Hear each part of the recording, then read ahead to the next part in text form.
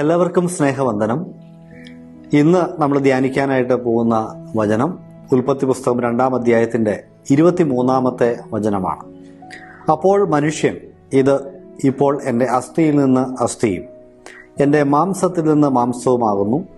ഇവളെ നരനിൽ നിന്ന് എടുത്തിരിക്കിയാൽ ഇവൾക്ക് നാരി എന്ന പേരാകും. മിക്കവാറും വിവാഹവേദികളിലൊക്കെ നാം കേട്ട് പരിചയിച്ചിട്ടുള്ള ഒരു വചനമാണിത്. മനുഷ്യനെ സൃഷ്ടിച്ച ദൈവം അവനിൽ നിന്ന് ഒരു സ്ത്രീയെ സൃഷ്ടിച്ച് അവന് തുണയായി കൊടുക്കുന്നു. അങ്ങനെ മനുഷ്യന്റെ മുമ്പിലേക്ക് ദൈവം സൃഷ്ടിച്ച ആ സ്ത്രീയെ കൊണ്ടുവന്ന് അവതരിപ്പിക്കുമ്പോൾ ആദാം പറയുന്ന ആദ്യത്തെ വാക്കുകളാണ് ഈ വചനത്തിലുള്ളത്. എബ്രായ ഭാഷയിലുള്ള ഈ ഒരു ഭാഗം നമ്മൾ പഠിക്കുമ്പോൾ ഇതൊരു കവിതയാണ് എന്ന് നമുക്ക് മനസ്സിലാക്കാം. അതായത് ലോകത്തിൽ ആദ്യമായി ഒരു പാട്ട് പാടുന്നത്, ഒരു പ്രേമഗാനം ആലപിക്കുന്നത്, അത് എഴുതിയുണ്ടാക്കി ട്യൂൺ ചെയ്ത് ആലപിച്ചത് ആദാമാണ് എന്ന് നമുക്ക് പറയാം. ആദാമിൻ്റെ വായിൽ നിന്നാണ് ആദ്യത്തെ പ്രേമകാവ്യം വരുന്നത്. ഈ സിനിമകളിലൊക്കെ നായകനും നായികയും തമ്മിൽ സന്ധിക്കുമ്പോൾ ഒരു പാട്ട് പാടുക സ്വാഭാവികമാണ്. അതെന്തുകൊണ്ടാണ് എന്ന് ചിന്തിച്ചാൽ ഒരുപക്ഷെ സൃഷ്ടിയുടെ ആരംഭത്തിൽ തുടങ്ങിയ ഒരു പ്രത്യേക രീതിയാണത്. രണ്ട് ഹൃദയങ്ങൾ തമ്മിൽ പ്രണയബദ്ധരാകുമ്പോൾ സംഗീതം പുറപ്പെടുക, മനോഹരമായ കാവ്യഭംഗിയുള്ള വാക്കുകൾ പുറപ്പെടുക, അതിൻ്റെ സ്വാഭാവികമായ ഒരു വശമായതുകൊണ്ടായിരിക്കാം അങ്ങനെ ഒരു ക്രമീകരണം സിനിമകളിലൊക്കെ ഉള്ളത്. എന്തായാലും ആദമിന് ഹവ്വയെക്കുറിച്ചുള്ള കാഴ്ചപ്പാടാണ് ആ വാക്കുകളിൽ നാം കാണുന്നത്. പുരുഷൻ സ്ത്രീയെ എങ്ങനെയാണ് മനസ്സിലാക്കിയത്? ഇതിൽ നിന്നും നമുക്കും ചില പാഠങ്ങൾ ഉൾക്കൊള്ളുവാനായിട്ട് സാധിക്കും. ദൈവം എനിക്ക് തന്നിരിക്കുന്ന ജീവിത പങ്കാളിയായ എൻ്റെ ഭാര്യയെ ഞാൻ എങ്ങനെയാണ് കാണേണ്ടത്? അതിനെക്കുറിച്ച് വ്യക്തമായ ഒരു കാഴ്ചപ്പാട് ലഭിക്കുവാൻ ഈ വാക്കുകൾ നമ്മെ സഹായിക്കുന്നതാണ്. എൻ്റെ അസ്ഥിയിൽ നിന്നുള്ള അസ്ഥിയും എൻ്റെ മാംസത്തിൽ നിന്നുള്ള മാംസവും എന്നാണ് ആദം പറയുന്നത്. അഥവാ എൻ്റെ ശരീരത്തിൻ്റെ തന്നെ ഒരു ഭാഗമാണിവൾ എന്നാണ് ആദാമിൻ്റെ പ്രഖ്യാപനം. തൻ്റെ ശരീരത്തിൽ നിന്ന്, തന്നിൽ നിന്ന് വ്യത്യസ്തയല്ലാത്ത ഒരു വ്യക്തിയെ ആദം കാണുകയാണ്. തൻ്റെ തന്നെ ഭാഗമായ ഒരു വ്യക്തി. മനോഹരമായ ഒരു കാഴ്ചപ്പാടാണിത്. പുരുഷനും സ്ത്രീയും അന്യരായ രണ്ട് അസ്തിത്വങ്ങളല്ല എന്നുള്ളതാണ് ഈ വചനം നമ്മെ ഓർപ്പിക്കുന്നത്. പ്രത്യേകിച്ച് കുടുംബജീവിതത്തിൽ ഭാര്യയും ഭർത്താവും അന്യരെ പോലെ കാണേണ്ടവരും അന്യരെ പോലെ പെരുമാറേണ്ടവരും അന്യരെ പോലെ ജീവിക്കേണ്ടവരുമല്ല. പരസ്പരം ഒന്നായിരിക്കേണ്ട, അങ്ങോട്ടും ഇങ്ങോട്ടും ഒരു ശരീരത്തിൻ്റെ തന്നെ ഭാഗം എന്ന നിലയിൽ കാണുകയും സ്നേഹിക്കുകയും ഒക്കെ ചെയ്യേണ്ടവരാണ് ഭാര്യ ഭർത്താക്കന്മാർ. അവിടെ ആദമിൻ്റെ വാക്കിൽ മറ്റൊരു ആശയം കൂടി നമുക്ക് കാണാം. ഇവളെ നരനിൽ നിന്ന് എടുത്തിരിക്കിയാൽ ഇവൾക്ക് നാരി എന്ന് പേരാകും. ആദമിൻ്റെയും ഹവ്വയുടെയും സമാനതയെക്കുറിച്ച്, സാമ്യത്തെക്കുറിച്ച് ആദ്യത്തെ വചനത്തിൽ നാം കാണുമ്പോൾ അതിന് ചേർന്ന് വരുന്നത് അവരുടെ വ്യത്യാസങ്ങളെക്കുറിച്ചുള്ള വാക്കുകളാണ്. ഇവൾ എൻ്റെ ശരീരത്തിൻ്റെ തന്നെ ഒരു ഭാഗമാണ് എങ്കിൽ കൂടിയും ഇവൾ സ്ത്രീയാണ്, ഇവൾ നാരിയാണ്.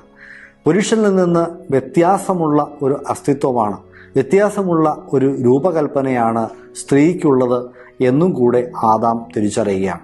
ഇതും കുടുംബജീവിതത്തിൽ വളരെ സഹായകരമായ ഒരു സത്യമാണ്.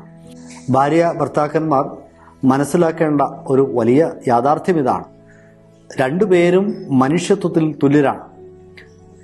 രണ്ടുപേരും മൂല്യത്തിൽ ദൈവമുമ്പാകെ വ്യത്യാസമില്ലാത്തവരാണ്. ഒരേ മൂല്യമാണ് സ്ത്രീക്കും പുരുഷനും. ആ രീതിയിൽ വേണം നമ്മൾ പരസ്പരം കാണുവാനായിട്ട്. എന്നാൽ ഇന്ന് സങ്കടകരമായ പല പ്രവണതകളും കുടുംബജീവിതത്തിൽ കാണാറുണ്ട്. മനുഷ്യനായി കാണുക എന്നതിനപ്പുറത്തേക്ക് അതിനു പകരം വളരെ നീചമായ രീതിയിൽ മൃഗതുല്യമായി പങ്കാളികളെ കാണുന്നവരും പരിഗണിക്കുന്നവരുമുണ്ട് എന്നതൊരു സങ്കടമാണ്. പ്രിയമുള്ളവരെ, ദൈവം അങ്ങനെയല്ല ഭാര്യ ഭർത്താക്കന്മാരെ കുറിച്ച് ആഗ്രഹിക്കുന്നത്. എൻ്റെ ശരീരത്തിൽ നിന്നുള്ള ശരീരമായും എൻ്റെ അസ്ഥിയുടെ അസ്ഥിയായും പങ്കാളിയെ കാണുകയും മറിച്ച് സ്ത്രീകൾ, ഞാനും എൻ്റെ ഭർത്താവും ഒരു ശരീരത്തിൻ്റെ ഭാഗമാണ് എന്ന് ചിന്തിക്കുവാനും കഴിയുമ്പോൾ കുടുംബജീവിതങ്ങൾ അനുഗ്രഹിക്കപ്പെടും, മനോഹരമായി തീരും. അതേപോലെ തന്നെയാണ് ഞങ്ങൾ തമ്മിൽ വ്യത്യാസങ്ങളുമുണ്ട് എന്ന യാഥാർത്ഥ്യവും. എന്നിൽ നിന്ന് വ്യത്യസ്തയാണ് എൻ്റെ ഭാര്യ, ഭാര്യയിൽ നിന്ന് വ്യത്യസ്തനാണ് ഭർത്താവ്.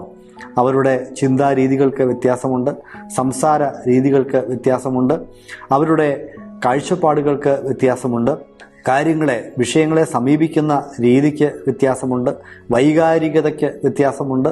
അങ്ങനെ പല നിലകളിൽ വ്യത്യാസങ്ങളുള്ള രണ്ട് സൃഷ്ടികളാണ് സ്ത്രീയും പുരുഷനും.